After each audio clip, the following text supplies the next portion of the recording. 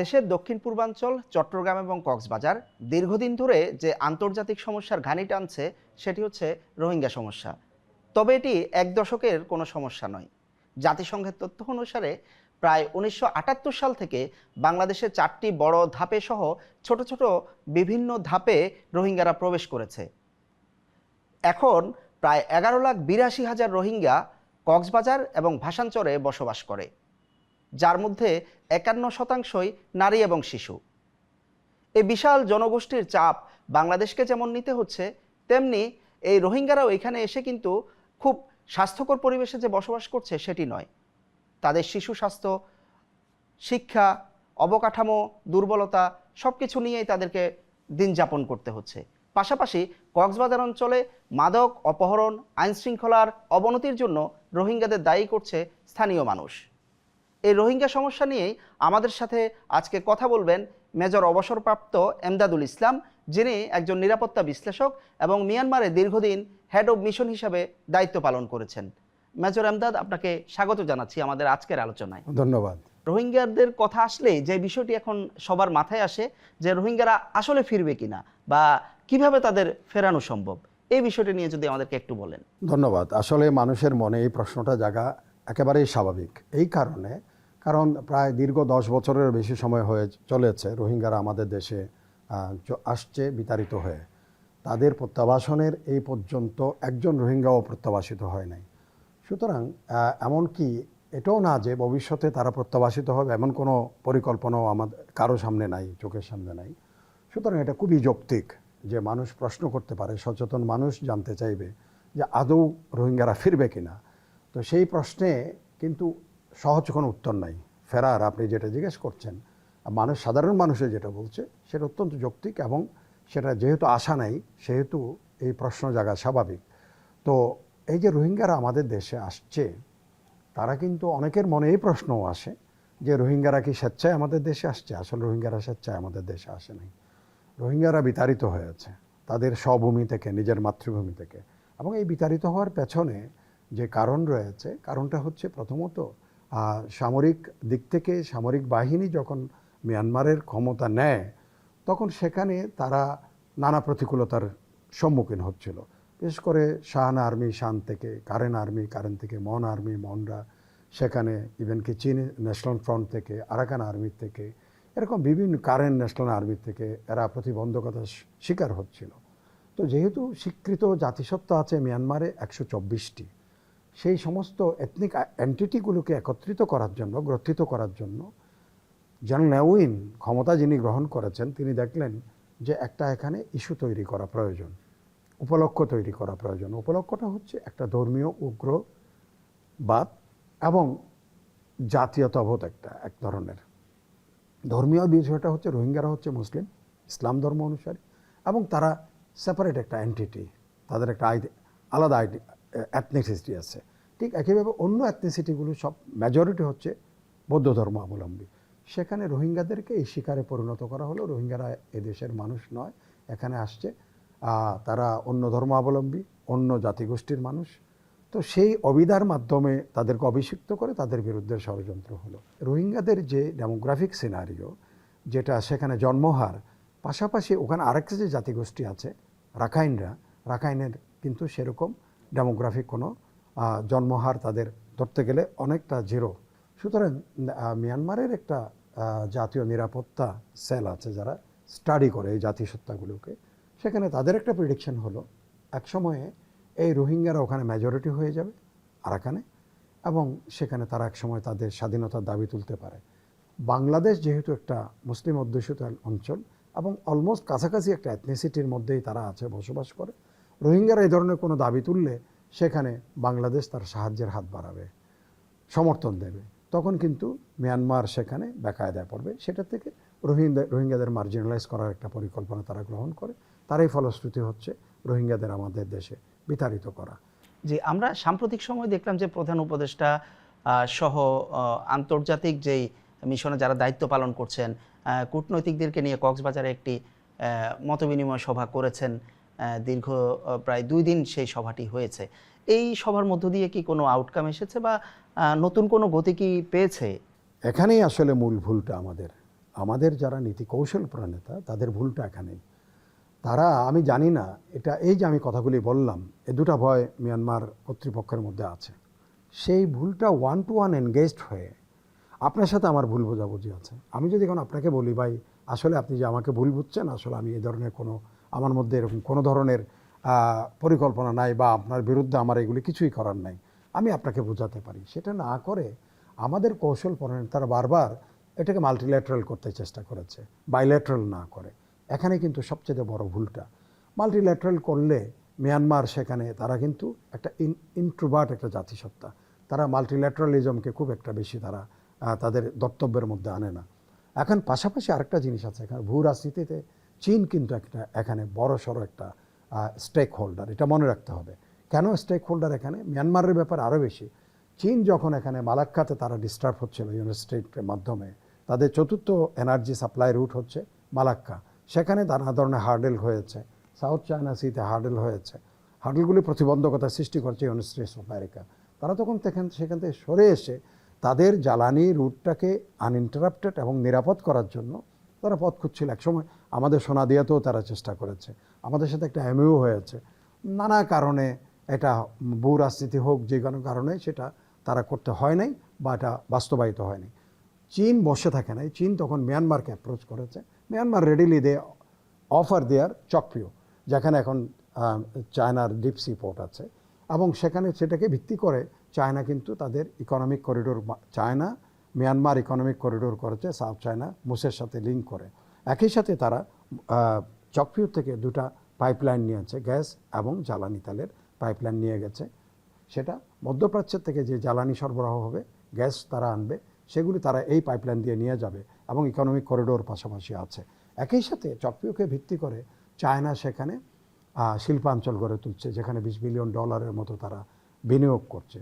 তাদের দে আর আইং with the industrial park আফ্রিকাকে তারা মূল ভূখণ্ডে তারা উৎপাদন না করে এখান থেকে উৎপাদন করে, সেটা ডিপ সি পোর্টের মাধ্যমে ওভার দ্য বে অফ বেঙ্গল তারা ইন্ডিয়ান ওশানকে তারা রিচ করতে পারছে আনইন্টারাপ্টেড ওয়েতে। চকপিও হচ্ছে চীনের এখন সবচাইতে বড়, সবচাইতে গুরুত্বপূর্ণ স্থাপনা, যেহেতু সেখানে ভিত্তি করে তার বেল্ট রোড ইনিশিয়েটিভ, চীনের যে মূল এখন পরিকল্পনা, যে পৃথিবীকে একটা বেল্টের মধ্যে নিয়ে আসা, ওভার দ্য বে অফ বেঙ্গল, ইন্ডিয়ান ওশানকে ভিত্তি করে আফ্রিকাকে, আপনার একদম ল্যাটিন আমেরিকায় শুরু করে ইউরোপকে করে একটা বেল্টের মধ্যে নিয়ে আসা। সুতরাং সেখানে এই জিনিসটাও আমাদের দর্তব্যের মধ্যে আনতে হবে। চায়না যেখানে বাইল্যাটারালি এটাকে নেগোশিয়েট করার জন্য চাই, সেখানে আমরা বারবার এটা, এই যে বললেন কক্সবাজারে এটা মাল্টিল্যাটারাল করেছে, ইউরোপ কী করবে এখানে, আমেরিকা কী করবে? যখন চায়না, যখন যদি ইফ সাপোর্ট দে, চায়না সাপোর্ট দেয় মিয়ানমার, এখানে কারো কিছু করার তেমন থাকবে না। সুতরাং এই কথাটা আমাদের আনা উচিত ছিল, যার জন্য আমরা বারবার ভুল করেছি। এই যে মাল্টিল্যাটারালিজমের মধ্যে গিয়ে আমরা রং মেসেজ দিয়েছি। আমরা মধ্যখানে হঠাৎ করে হুড় করে করিডোরের কথা একটা বললাম, তুলে গিয়ে মিয়ানমারকে আমরা একটা ভুল বার্তা দিয়েছি। নেপেডু আমাদের বিরুদ্ধে অবস্থান নিল, রোহিঙ্গাদের মধ্যে অবস্থান নিল। আমরা সেখানে সুযোগ যেগুলো ছিল সেই সুযোগগুলোকে আমরা কাজে লাগাইনি। সমস্যা তো বাংলাদেশ সৃষ্টি করে নাই, জাতিসংঘের মহাসচিবের এখানে ডাল পিটানোর দরকার কী ছিল? ওনার তো দরকার ছিল নেপেডুতে যাওয়া, নেপেডুতে গিয়ে তাদের বোঝানো, ভাই রোহিঙ্গাদের নিয়ে আসো, তোমাদের দেশের মানুষ, তোমরাই করেছো, সমস্যাটা বাংলাদেশ তো করে নাই।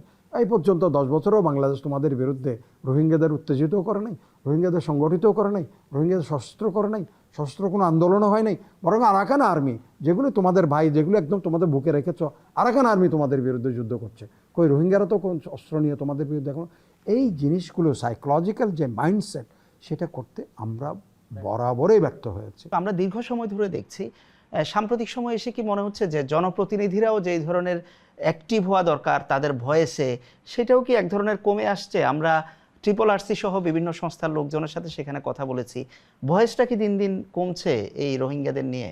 এটা বয়সটা কমা বেশা না, কেউ বলে দেখে যে এটা কিছুই হচ্ছে না। আমি মধ্যখানে গেলামও মিয়ানমারে, তাদের সাথে আলাপও করলাম, গিয়ে নেপেডুতেও গেলাম। কিরে ভাই, তোমাদের দেশের মানুষগুলো আমাদের দেশে পাঠায় রাখছো, তোমাদের তো এত জায়গা জমি আছে, তোমাদের ধর্মীয় চেতনাবোধও তো মানুষের প্রতি অহিংসা পরমধর্ম, হিংসা করা, তোমরা এই হিংসার মাধ্যমে জীবহত্যা মহাপাপ, বুদ্ধের বাণী, মহামতি গৌতম বুদ্ধের বাণী, সেটাকেও তোমরা ভায়োলেট করেছো, তোমরা হত্যাকাণ্ডের শিকারে পরিণত করেছো মানুষে। ওরা নিরুত্তর। আমার কথা হলো, তাকে সাইকোলজিক্যালি প্রথম ব্রেকডাউনে যেতে হবে, তাকে বলতেই হবে, বোঝাতে হবে, তার সাইকিক ওয়ার্ল্ডটাকে তোমার নাড়া দিতে হবে। এখানে বিষয় হচ্ছে মিয়ানমার জেনারেলদেরকে এনগেজ করতে হবে। এবার ভিন্ন একটি বিষয়ে যাই। সাম্প্রতিক সময় আমরা দেখলাম যে মিয়ানমারের অভ্যন্তরীণ যে রাজনৈতিক চিত্র সেটিরও এক ধরনের পরিবর্তন হয়েছে। এই অঞ্চলটি আরাকান আর্মি নিয়েছে। আমরা দেখলাম যে রোহিঙ্গাদের কিছু সশস্ত্র সংগঠনও মাঝে মধ্যে তাদের সাথে সংঘর্ষ হচ্ছে। এই এখন আরেকটু জটিল হয়ে গেল কিনা? আমি আমাদের নীতি কৌশল যারা প্রণয়ন করেন তারাও ইভেন কি আমাদের বর্তমান পররাষ্ট্রমন্ত্রী উনি একসময় বলে ফেললেন যে আরাকান আর্মির সাথে আমাদের যোগাযোগ আছে। মিয়ানমার একটা নন স্টেট অ্যাক্টরের সাথে আপনার যোগাযোগ থাকলেও রাষ্ট্রীয় একটা পদে থেকে আপনি সেই কথা বলতে পারেন না। আপনি যদি এখন কালকে যদি বলে পার্বত্য চট্টগ্রামের শান্তিবাহিনীর সাথে ভারত যদি বলে যে শান্তিবাহিনীর সাথে আমাদের যোগাযোগ আছে, এটা কি ডক্টর জয়শঙ্কর বলবেন? পররাষ্ট্রমন্ত্রী কোনোদিনই বলবেন না। যোগাযোগ থাকতে পারে। এখন এখানে যেটা হয়েছে, তখন তারা একটা ঢোল পিটিয়েছে, সামরিক বাহিনী বোধহয় এখানে পরাজিত হয়ে আরাকান থেকে চলে গেছে। It was a respite, it was their policy. তারা 47 সালে স্বাধীনতার পর থেকে তারা যুদ্ধের মধ্যে রত আছে এবং তারা প্রত্যেকেই তারা সেটা আস্তে আস্তে তারা পরাজিত করেছে এক একটা গ্রুপকে। এটা ছিল তারা তাদের ফোকাসটা নিয়েছে শাহ আর্মির দিকে। এখন ঠিকই তারা আরাকান আর্মিকে এখন কোণঠাসা করে সেখান থেকে তারা মধ্যখানে ভুল বার্তা আমরা দিয়েছি মিয়ানমার সেনাবাহিনীকে বা সামরিক বাহিনী অথবা মিয়ানমার কর্তৃপক্ষ অথবা নেপিডোকে যে আমরা আরাকান আর্মির পক্ষ নিয়েছি। ঘটনা কি হলো? আরাকান আর্মি এখন পালানোর পথ খুঁজছে সেখানে। কারণ 4টা পথ আছে ওখানে, প্যাসেজ আছে। একটা হচ্ছে ম্যাগোয়ে প্যাসেজ, বাগো প্যাসেজ আর এন প্যাসেজ। এগুলো প্রত্যেকটা তারা ব্লক করে ফেলেছে। এখন তাদের যে সাপ্লাই রুট, নিত্য প্রয়োজন জিনিস আসবে, সেগুলো এখন বন্ধ হয়ে গেছে। এখানে আমাদের জন্য আরেকটা সংকট ঘনীভূত হচ্ছে। তারা সেখানে তাদের কাছে অস্ত্র আছে আরাকান আর্মির কাছে। সেই অস্ত্র দেখুন আমাদের সন্ত্রাসী গোষ্ঠীগুলির কাছে তারা অফার করছে। তাদের টাকার দরকার, তারা বাংলাদেশ থেকে নিত্য প্রয়োজনীয় জিনিসগুলো গ্রহণ করার জন্য বা কেনার জন্য বা সংগ্রহ করার জন্য তাদের অর্থের প্রয়োজন। অর্থ কোত্থেকে আসবে? অর্থ তারা অস্ত্রগুলি বিক্রি করতে চাচ্ছে। এটা কিন্তু আমাদের সবচেয়ে বড় একটা আমাদের জন্য এখন শঙ্কা এবং সংকটের দিক উন্মোচিত হবে ভবিষ্যতে। এই অস্ত্র যদি আমাদের সন্ত্রাসীদের হাতে আসে, বিশেষ করে পার্বত্য চট্টগ্রামে যদি অস্ত্র যায় অর্থের বিনিময়ে, কারণ তারা এখানে চাঁদাবাজি সমানে করে যাচ্ছে পার্বত্য চট্টগ্রামে, এটা কিন্তু একেবারে ধ্রুব সত্য। রোহিঙ্গাদের একটা গোষ্ঠী মিয়ানমার সেনাবাহিনীর পক্ষ নিয়ে তারা কিন্তু 1000-1500 তারা যুদ্ধ তাদের পাশাপাশি করছিল। দ্যাট ওয়াজ দ্য, আমি বলবো যে was an opportune like anything. আর আরাকান মিয়ানমার সেনাবাহিনীকে কনভিন্স করা যে দেখো রোহিঙ্গাদের তোমরা দৌড়িয়েছ, মারছো, ভিটা বাড়ি থেকে উচ্ছেদ করেছো, কিন্তু তারা তোমাদের পাশে দাঁড়িয়েছে দুর্দিনে। সেটা না করে আমরা আরাকান আর্মি শুরু করে দিয়েছি। মধ্যখানে যখন মিয়ানমার সেনাবাহিনী চলে গেল, আরাকানিস্তারা বিপদে পড়ে গেল। যেগুলো আরাকান এখানে ছিল, আরাকান রোহিঙ্গা আর্মি, সেগুলো তারা তাদের উপরে বিভিন্ন ধরনের আক্রমণ হলো, তারা আরো বেশি করে আমাদের দেশে এসে ঢুকে পড়লো। এই জিনিসটা কিন্তু নতুন করে একটা সংকট আমাদের তৈরি পারে। আমি একদম সবশেষ প্রশ্ন করব, এটি আমরা দ্বিপাক্ষিক সমস্যা নিয়ে আলোচনা করলাম, কিন্তু রোহিঙ্গারা আসার পর যেটি দেখা গেল যে তারা খুব বেশি শিক্ষিত কিংবা স্কিল্ড জনগোষ্ঠী না। 51% হচ্ছে নারী এবং শিশু, এবং তারা এখানে আসার পর আমাদের দেশেরও সেই অঞ্চলগুলোতে অপরাধ যে প্রবণতা, মাদক থেকে শুরু করে অপহরণ, সেগুলো বাড়লো। তো একদিকে তারা আসলে স্বাস্থ্যগত সমস্যা, শিক্ষা, এই ধরনের মৌলিক যে সমস্যা, সেটি আবার পাশাপাশি আইনশৃঙ্খলা পরিস্থিতির অবনতি হচ্ছে। এই জায়গা থেকে আসলে উত্তরণের উপায়টা কি হতে পারে আমাদের? 10 থেকে 12 লক্ষ মানুষ যখন এতটুক জায়গার ভিতরে, একটা পরিবার 8 ফিট বাই 10 ফিটের ভিতর যখন বসবাস করে এবং বছরের পর বছর, একসময় সেই যখন থেকে তার সামনে কোনো আশা নেই, তার ফেরত যাওয়ার কোনো আশা নেই, তার বাড়িঘরের কোনো আশা নেই, মানুষগুলো যে এখনও পর্যন্ত সেই শিবিরে বন্দি জীবন যাপন করছে, এটাও আপনি যেই ইয়ের কথা, অপরাধ প্রবণতা, সেখানে পার্সেন্টেজ যদি দেখেন, এটা বাংলাদেশের অন্যান্য অঞ্চলের অপরাধ থেকে খুব বেশি নয়, বরং কম। আপনি এই যে মাদকের কথা বলে, মাদক কিন্তু বাংলাদেশেরাই বিভিন্ন রুট দিয়ে আপনি দেখবেন যে চোরাচালান করছে। সেই হিসেবে আমি বলবো আমাদের এই রোহিঙ্গা ক্যাম্প ওয়েল ম্যানেজ। বিশ্ব সম্প্রদায় এই যে $300 বিলিয়ন ইউক্রেনকে দিয়েছে ইউনাইটেড স্টেটস অফ আমেরিকা যুদ্ধের জন্য, ইউরোপ দিয়েছে $150 বিলিয়ন, এখানে $2 বিলিয়ন দিলে এদের স্কুল কলেজ সব কিছু হয়ে যায়, খাদ্য বাসস্থান সব হয়ে যায়। এই রোহিঙ্গাদের জন্য কই $1 বিলিয়ন, গত বছর 100 মিলিয়ন ডলার লাগতেছে স্যার, সেখানে $80 মিলিয়ন শর্ট পড়েছে, যেটা বাংলাদেশের মতো একটা গরিব দেশকে বহন করতে হচ্ছে। সভ্য বিশ্ব এটা কোনো কিছুই করছে না। আমাদের এখানে আমরা খালি ওরা আসে, আমরা ওদের সম্বর্ধনা দিই, দৌড়াদৌড়ি করি। আমরা দীর্ঘ সময় রোহিঙ্গা সমস্যাটা নিয়ে আলোচনা করলাম, আমাদের সময় একেবারেই শেষ পর্যায়ে। আপনাকে ধন্যবাদ, দীর্ঘ সময় আমাদেরকে দিয়েছেন, বিষয়টি নিয়ে আলোচনা করেছেন। দর্শক, আমরা দীর্ঘ সময় আসলে রোহিঙ্গা সমস্যাটা নিয়ে আলোচনা করলাম, তবে শুরুতে যে বিষয়টি নিয়ে আলোচনা করেছিলাম প্রত্যাবাসন আসলে হবে কিনা, সেই বিষয়টি আলোচনার পরও আমরা আসলে কোনো আলোর মুখ আসলে দেখলাম না, সেটি দুঃখজনক। তবু আমরা আশা করব আমাদের রাজনীতিবিদ এবং কূটনৈতিকরা তাদের সে প্রচেষ্টা চালিয়ে যাবেন, শিগগিরই হয়তো নিজ ভূমিতে ফেরত যাবেন নির্যাতিত রোহিঙ্গারা।